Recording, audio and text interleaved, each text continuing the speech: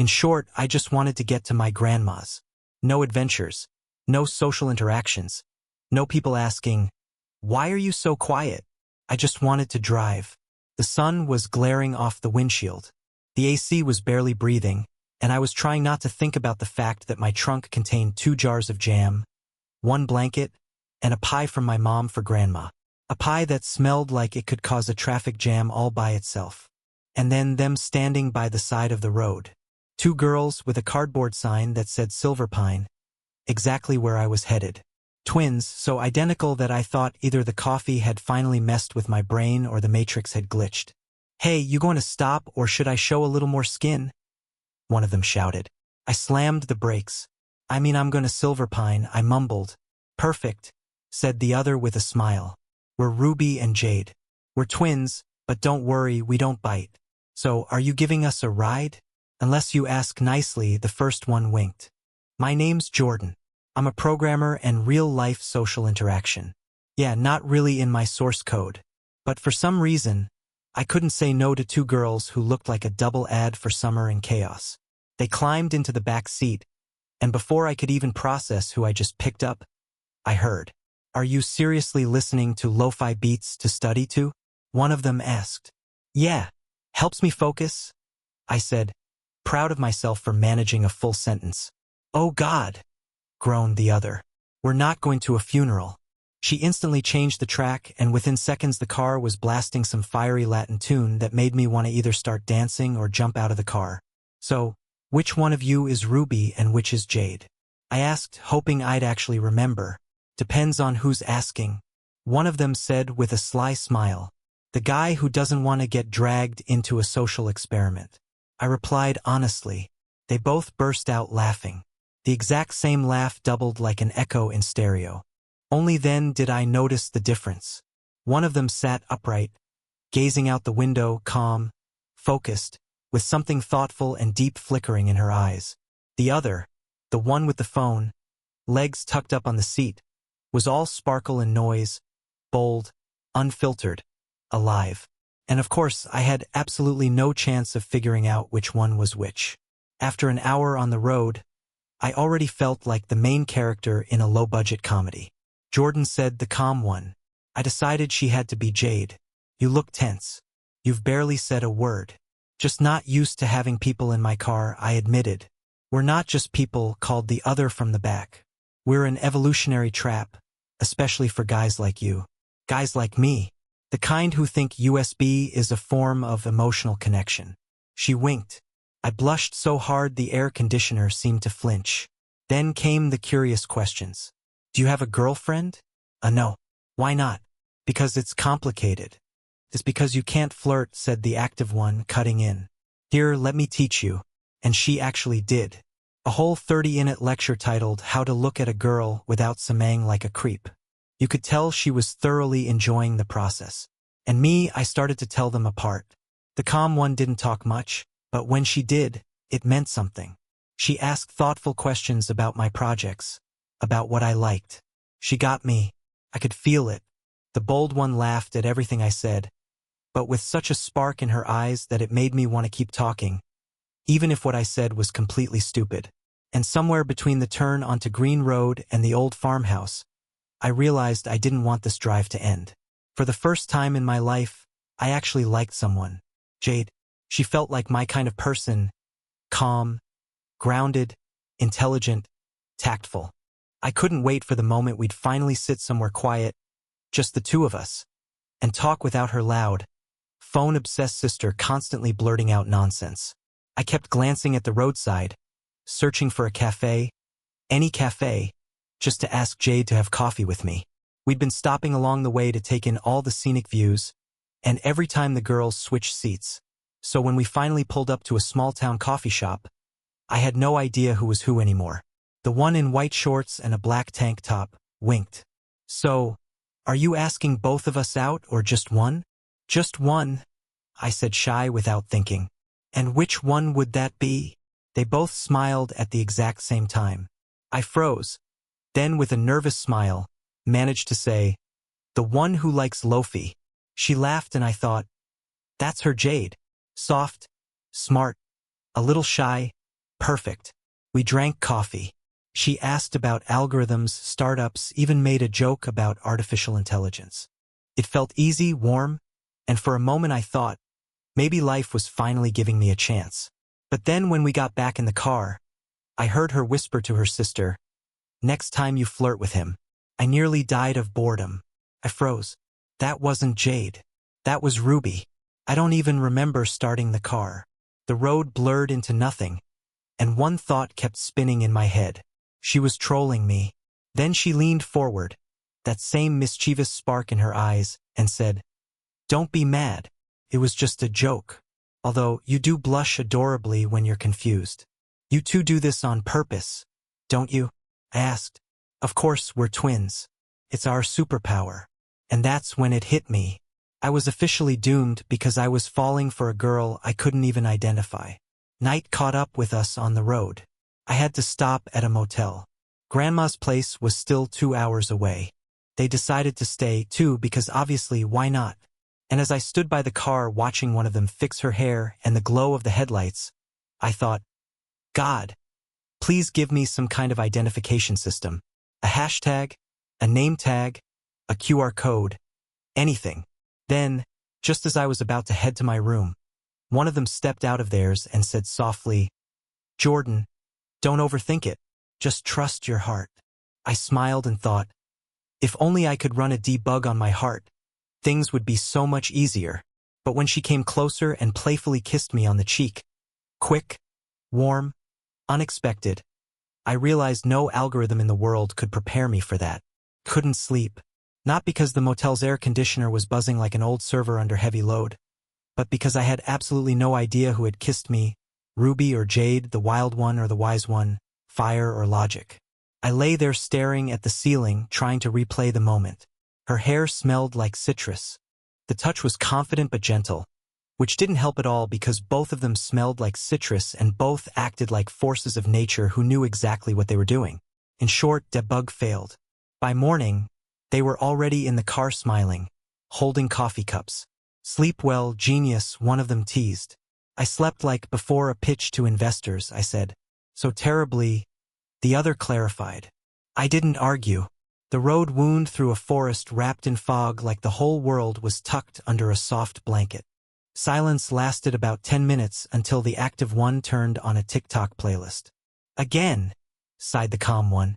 "People who listen to the same 50 seconds on repeat don't deserve Wi-Fi. And people who compile code for hours do shot back the first." "Yes, because they build reality." "Well, I create content. We're both goddesses." They could argue about anything from the meaning of life to whether pineapple belongs on pizza. And for some reason in those arguments, I started to feel warm. Yeah, I was the awkward third wheel in their whirlwind, but somehow I was part of it at a gas station. Being the polite IT guy I am, I said, "Maybe you should stay in the car. It's cold out. Right, so you can drive off without us." Ruby, at least I thought it was Ruby, winked. "Not a chance." While I was pumping gas, she shamelessly hijacked my playlist and replaced all my lo-fi tracks with Bad Bunny. "What did you just do?" I asked as soon as I got back behind the wheel. "I optimized your emotional state," she said with a grin. "I don't think so." "Well, I feel so." Jade sat quietly in the passenger seat, just shaking her head. "Sometimes I think we share DNA, but run on different operating systems," she said softly. I chuckled. "So, you're Linux and she's Windows." "More like I'm Linux and she's a virus pretending to be a system update." We laughed, and for a moment I wished I could stop time right there. Closer to noon, we pulled over by a lake. "Time to cool off," said Ruby, and without hesitation pulled off her t-shirt. "What are you doing?" I nearly choked on my own breath. "Relax, Jordan. It's just a swimsuit," she laughed. "It's just a heart attack," I muttered. Jade sat beside me, watching with that kind of smile that's impossible to describe. Warm, a little ironic, but full of understanding. "Don't worry," she said. "She's just testing the limits of your politeness." And yeah, the test results were off the charts because when Ruby, dripping wet and grinning, ran up and plopped down next to me, I felt every logical algorithm in my brain crash and burn. "Are you looking?" "I'm trying not to." "That's not an answer. It's self-defense." After lunch, we hit the road again. Ruby fell asleep, leaning against the window, and Jade said quietly, "She seems carefree, but she's not. The world's hurt a bit." "And you?" I asked. It convinced me that love's something that happens to other people. I didn't know what to say. She looked at me directly without a trace of playfulness. "And you, Jordan, have you ever been in love?" "I don't think so. I've mostly just liked, analyzed, compared like code. And the result, bug detected." She laughed, not loudly, but the sound stayed with me for a long time. By the time we reached the next small town, evening had already settled in. Grandma's place was still 3 hours away. "We could stay here for the night," Jade suggested. "It's a cute town." Or Ruby jumped in. "We could hit the local festival. They're having a firefly night." The festival felt like stepping into a fantasy dream. Lanterns, music, the smell of caramel, people in glowing masks. I stood between the two of them, wondering how the hell I was supposed to live with this. Ruby grabbed my hand and pulled me onto the dance floor. "You don't know how to dance, do you?" "Absolutely not." "Then learn now." She moved with confidence, almost like she was programming the rhythm herself. And I just tried not to step on her feet. At some point, she ended up right in front of me. "You know," she whispered, "I'm not who you think I am." And then she kissed me. This time for real. No mistakes, no confusion. Hot, bold, unexpected. When I opened my eyes, I saw Jade standing a few steps away. Her expression wasn't angry, just sad. That night, I stared at the sky for a long time. Ruby was laughing nearby, dancing barefoot in the grass while Jade had disappeared somewhere into the dark. I felt like the protagonist of a movie who accidentally hit select both options. And like in good code, I knew if you don't define the variable, the system's going to crash. Late that night, Jade came back. "Do you really think you're in love with her?" she asked quietly. "I don't know. Maybe you're just in love with the idea of her." "Maybe," I said. "I just stopped being afraid of women." She smiled. "Well, that's progress." The wind carried the scent of lake water and caramel. Somewhere nearby, Ruby was laughing, and I felt caught between two worlds, calm and chaos, logic and desire. And the worst part, I couldn't choose. I used to think there was nothing worse than being a shy IT guy. Then I realized there is. Being a shy IT guy who accidentally fell for two identical women. And not just similar, they were like two versions of the same program. One stable, logical, predictable, the other bright, chaotic, constantly crashing. And yet somehow it's the one you keep wanting to run again and again. The morning after the festival, I woke up feeling like my life had turned into a complicated love triangle, only without a user manual. Ruby was singing in the shower loudly. Jade was drinking coffee, reading an article on her phone, and I stood in the middle of the room with a toothbrush in my mouth, trying not to stare at their towels, both with the same pink hearts. "You're acting like a frozen program," Jade said without looking up. "That's because I am. System overload." She smiled. We got back on the road. Grandma's house was only 30 minutes away, but the closer we got, the stronger I felt that this trip wasn't going to end where I thought it would. At the turn leading to the farm, Ruby asked me to stop. "I need some air," she said, stepping out. Jade stayed in the car, staring through the windshield, clutching her travel mug. I got out and followed Ruby. She stood by the roadside, looking out over the sunflower fields, her hair caught in the wind. "Why are you so," I sighed, "unpredictable?" "Because life's short," she said. "And I don't want to waste it being careful." "What if you get burned?" "Burned ones still glow," she answered. And there wasn't a hint of bravado in her voice, only weariness. She looked at me. "You think I'm playing games?" "I don't know. You fell for her because she's like you, but with me, you're alive." Grandma greeted us as if I'd brought not two girls, but a full TV crew. "Oh, how lovely," she exclaimed. "Are they both yours?" "No, Grandma," I laughed. "It's much more complicated than that." "Oh, Lord. Triangles," she sighed. "I remember when your grandpa couldn't choose between me and his radio." "Come in." I baked a pie. Ruby immediately went to the kitchen, laughing and somehow flirting even with the kettle. Jade sat on the porch, her thoughts clearly miles away. After lunch, I found her by the old tree. I don't want you to think that I began. You don't owe me anything. It's okay. She looked at me calmly, but with something warm, genuine in her eyes. Jordan, I'm glad you chose life over safety, even if it wasn't me.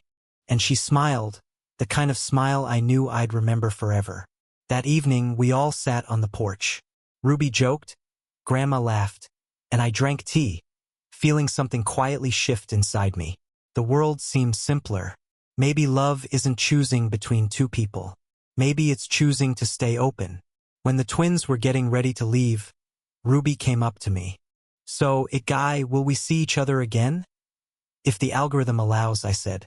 I'll rewrite it myself, she smiled. Jade walked up too. Take care of yourself, Jordan. And don't forget to update your system. I've learned how to do that, I said. They drove off. I stood there watching their bus disappear over the hill. I wasn't sure which of them I'd really fallen for. Maybe both in different ways. Or maybe for the first time I'd fallen in love with life itself. That night I sat at my laptop in Grandma's kitchen and started a new project. I called it Twin Code. Description. A system that learns from different versions of itself in order to understand who it really is. Grandma peeked over my shoulder. So what does it do? Helps you figure out what you really want. Does it work? Not yet, I said. But I think I finally cracked the algorithm. A week later, I got a message. Hey, it's Ruby. Jade and I are at the Silver Pine Festival. You coming? I looked out the window. My car was waiting in the driveway. I grinned. Yes, yes, yes, I shouted out loud. The system's ready for a reboot. And suddenly, life burst into color. The world opened up like that long road I was racing down straight toward the feeling that made me feel alive and weightless. I wanted to see her. The one I missed the most every single day. The one whose scent haunted me. The one who was my perfect opposite. My Ruby.